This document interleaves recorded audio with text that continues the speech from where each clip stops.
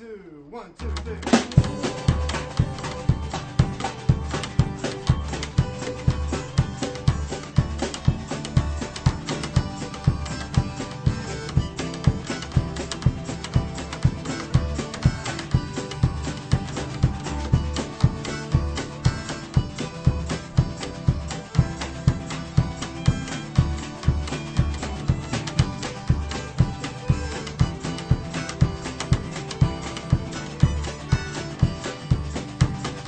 Hello and welcome to Ithaca DSA Presents. My name is Theresa Alt.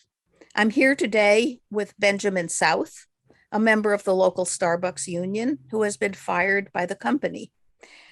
I'm also here with Kayli Gillett, also a Starbucks worker who was fired by the company. We did one show on this program where we learned about how the first Starbucks union in Ithaca arose, inspired by organizing in Buffalo. Then we did another show about how the union won the NLRB elections for recognition in all three Ithaca locations. But a lot has happened in the months since then. And what should have happened next is contract negotiations. I mean, that is what is normal. A union is recognized, and then there are contract negotiations. How did that go? Let's say, Benjamin, do you want to go first? Sure. Well, none of the stores have actually been able to get to the bargaining table yet.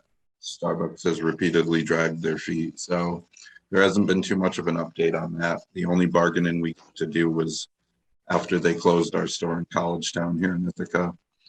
They legally had to bargain with us so they could place us in other stores. So right now we're still at an impasse with the bargaining stuff. So there actually has not been bargaining, you're saying. It's not just that they've been bargaining, but in some objectionable way. Yeah, I think Kayli, you might know this more than me, but I think there's only been like 3 stores that they've gotten to the bargaining table with so far, even though stores across the country have repeatedly sent letters and anything they can get there. And Starbucks has claimed that they would bargain in good faith with us. Yeah, I think that those are always their words, but they're not their deeds, it sounds like. Yeah. Well, and actually, I should have stopped for a little more background before we move into what's happening. So maybe Kayli, say a little about where you worked and what you did. I worked at a different Starbucks than Benjamin did. I work at the Starbucks on the Commons, and that store has not been shut down yet.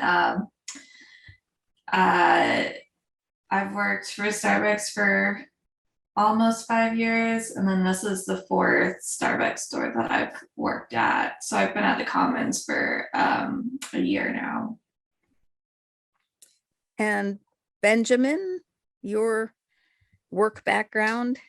So yeah, I worked at the Collegetown Starbucks for close to 4 years, and I got fired about a month ago now, and I've just been supporting in any way I can outside of a job. So, yeah, I remember some excitement in Collegetown not too long after the recognition elections.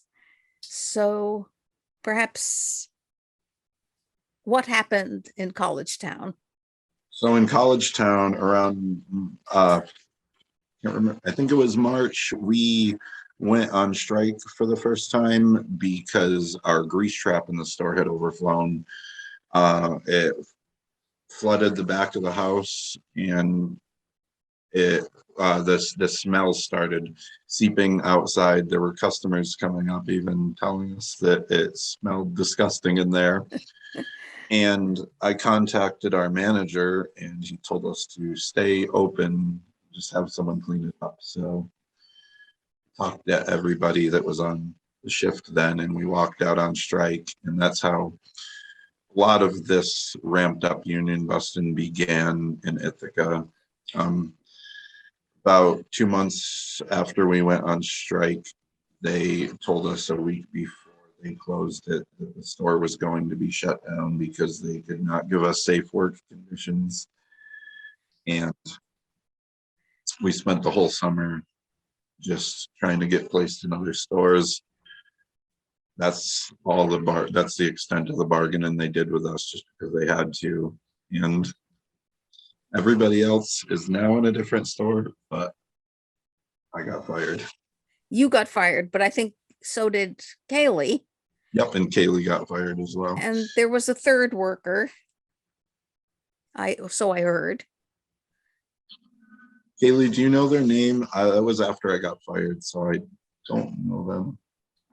They were a worker at the Meadows location, and I think they had a kid that they had to work around the schedule for childcare, and Starbucks said you have to have this much availability or you're out. But I don't know that worker personally. Okay. I mean, as an outsider, I think I actually heard or recall a few more details about Collegetown and the grease trap. Suddenly, one Saturday morning, those of us in DSA got notice that a grease trap had overflowed and the Starbucks workers in Collegetown had walked out and were picketing and looking for support.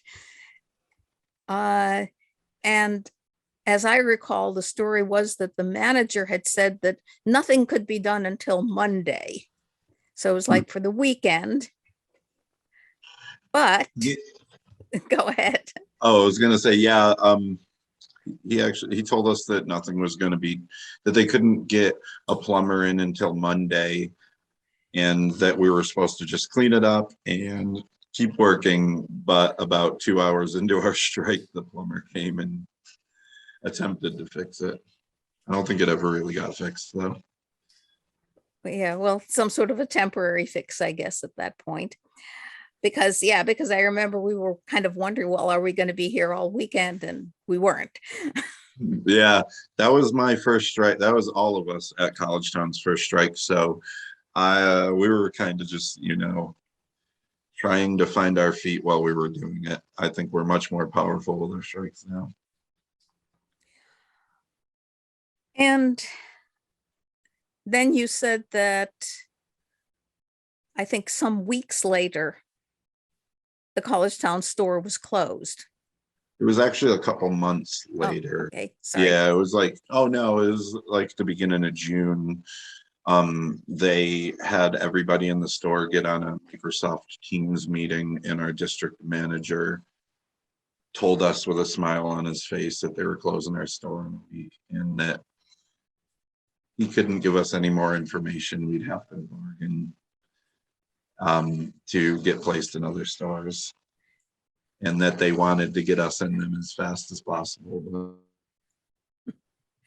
And why did they say they were closing the store?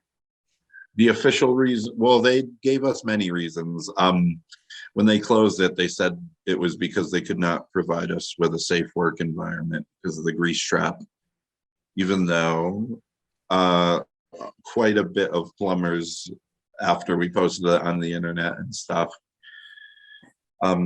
weighed in and told us that it was probably a pretty easy fix.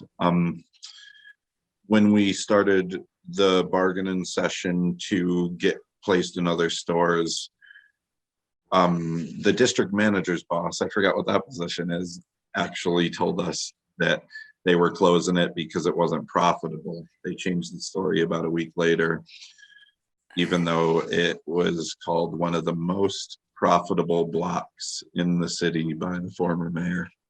This is College Avenue at Dryden Yeah. Road, Yep. Yeah. where it's a little bit seasonal, but outside of late June, late August, and Christmas time, there are always hordes of people there. Yeah. And last summer, I mean, we're usually pretty slow in the summer, but last summer we were a lot busier than we used to be. So I can't imagine whatever profits they were weighing against really looked all that waning. But that's just my opinion. As someone who worked through it. Maybe they were dismayed when they saw that they would have to pay a plumber union wages to get the place fixed. They're kind of afraid of that, it seems. Or even deal with somebody who really has a union. Yeah. Well, since then, and I think especially since you were fired, I've been hearing of a lot of demonstrations and a boycott, and perhaps you could tell us, or maybe Kayli now should weigh in on that.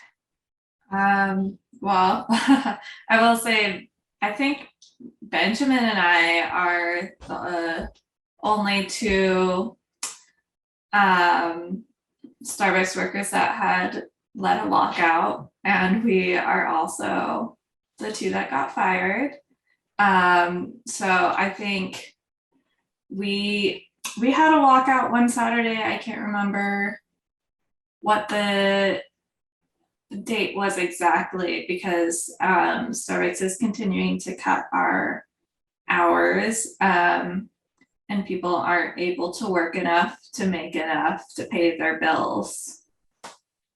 That one was in like July, right? Like middle of July, I think. It was a one-day strike. Yeah, it was just one day. And perhaps you should describe a little more about hours and how that is supposed to work, how it actually works, past, present. I mean, we have had a lot of workers who were promised a certain amount of hours when they were hired, and gradually Starbucks would cut the hours that we were open, because they said that we didn't have enough employees to work, but they were also refusing to promote employees to key holders from within the company. And they just haven't been hiring people. And I really don't think it has much to do with a lack of applicants. So basically what happened at the Commons is that we were down to, I think, only 2 key holders. So like what's a key holder? A shift manager. So someone who can open and close the store. So there has to be at least 1 key holder in the store at all times. And for a while, we only had 2, me and another person. And we had people who were baristas who wanted to be shift supervisors. And one of our coworkers was actually told by the district manager that Starbucks was not interested in promoting from within the company, even to just being a shift supervisor. And so we had people that wanted to do this job, that were able to do this job, and Starbucks was not doing it. They hired one shift supervisor from outside of the company, and he he walked out. He quit after almost completing training because it just was a little it just wasn't something he was willing to put up with, which I don't blame him. Just to add to that, also, they cut the store hours, which is a unilateral change they can't make by labor law. But they did anyways, and that pushed a lot of people out because we have a lot of students that work at our stores who can't just change their hours to still meet the demands of just being able to afford to live. And so people are kind of like in danger of losing their benefits by that happening, and it's the whole mess. Yeah, we had a lot of people leave for other jobs because Starbucks wasn't giving them enough to survive. They basically had no choice but to leave. Which is probably what the company wants. Well, yeah, before we started a union, they loved pushing us between other stores so they could stay open as long as possible. Afterwards, that kind of took a backseat for obvious reasons. Yeah, I mean, the Commons store seems to be open ridiculously short hours. I mean, maybe describe the location and the hours. Either of you. I guess I will, since I was working there. So the Commons is basically just off Ithaca Commons. We have a bus stop right in front of our store. We get a lot of business, especially if there are any events going on in the area, even with students. It's a little bit less seasonal than the College Ave location was. And I think when I started, I think we were open like 6 to 10 or something like that. And gradually 6 a.m. to 10 p.m. Yeah, or maybe 9 p.m. But it was, which makes much sense later. Given that there are these intercity buses that arrive and leave at many different times. Yeah, so I think we went from like 6 to 5, and then we went from like 6 to 2. And when we finally walked out, is because they were cutting the hours to 6 to 12, which is not a lot, or 6:30 to 12 actually, which is not a very long time to be open. I think we're open like 6.5 hours. Not a lot. That would be 5.5 hours if it's 6:30 to 12 to noon. And missing all the business they could get from arriving buses. Yeah, and at that location, our peak, when we make the most, when we're the busiest, it's a little bit later in the day. It's usually from like anywhere from 10 to 2 p.m. So Starbucks has always kind of prioritized the morning shift.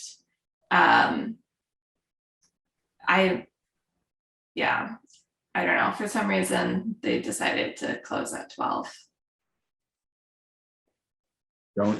Don't you also serve like a bunch of banks and like hotel workers and other sorts of like lawyers and stuff like all around there? Like I don't understand how any place could close at noon when you're serving all those people who take lunch breaks around. Yeah, I mean, we sell a lot of food. We sell, I mean, it's a lot of tourists. I would say it's mostly tourists and the people that are working in the area.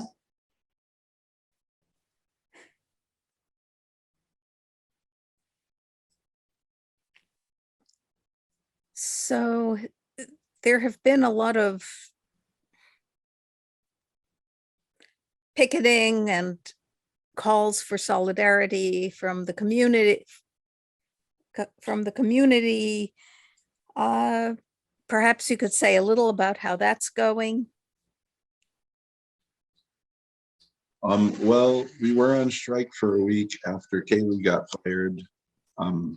So astonishingly, after that happened, everybody at every store was so willing to walk out. And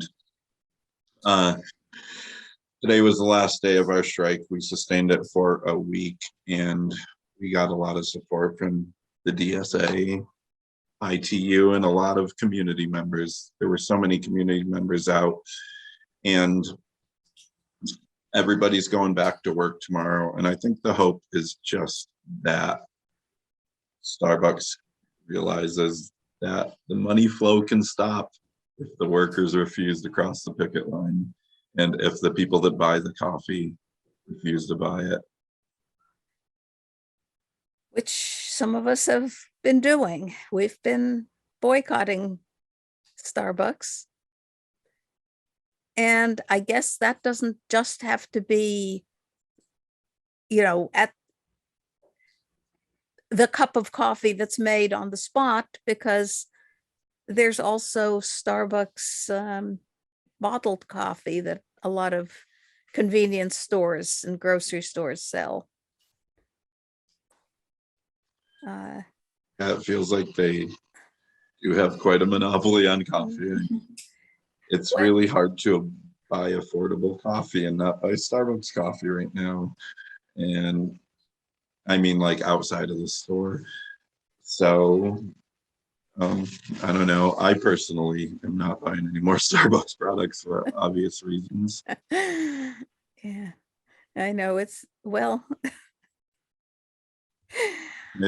not like officially. There are other brands. I've found them.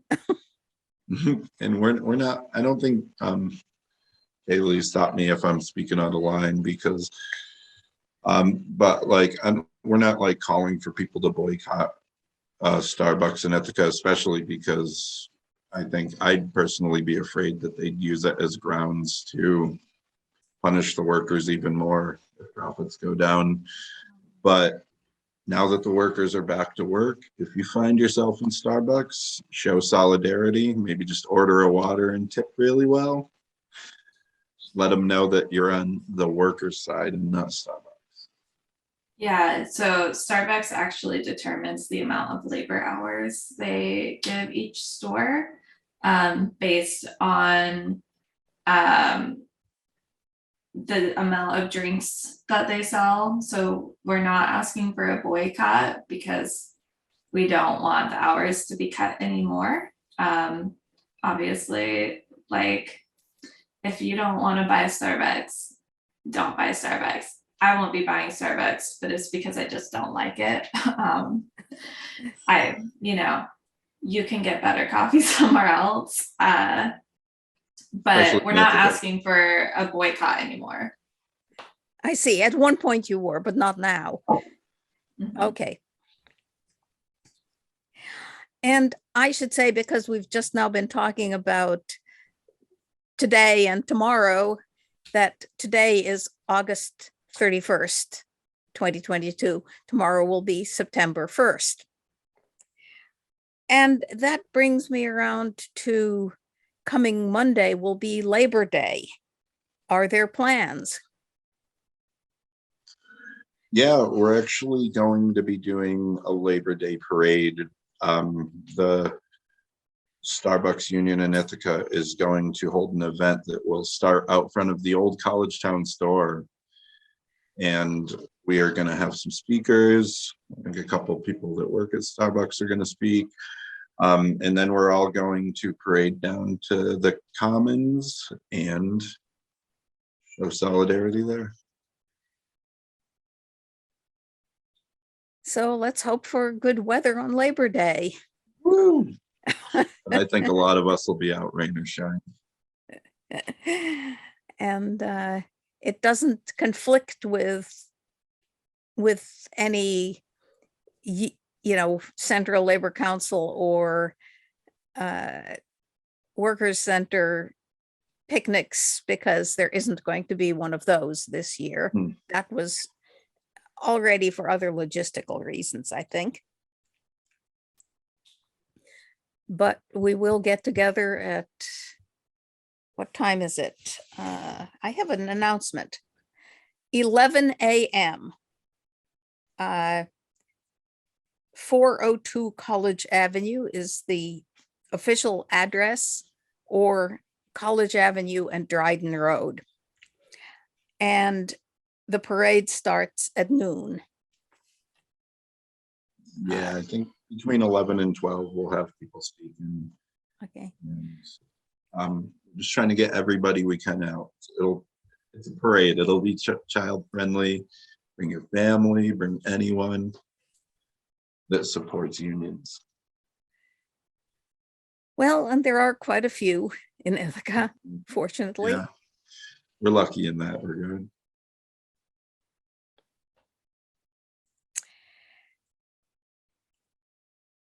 So all the best of luck in turning this into perhaps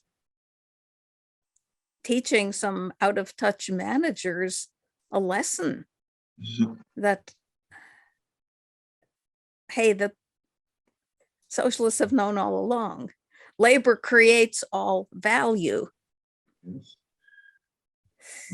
Well, I think they know that. I mean, they fired me and Kayli. Kayli was a very vocal organizer at that store and someone who really showed out for the people that she worked with, and that really inspires me. And I think shutting down their profits for a week really shows them make some money. Yeah. Well, thank you, Benjamin South and Kayli Gillett. This has been Ithaca DSA Presents. I'm Theresa Alt. Thanks for watching. 1, 2, 1, 2, 3.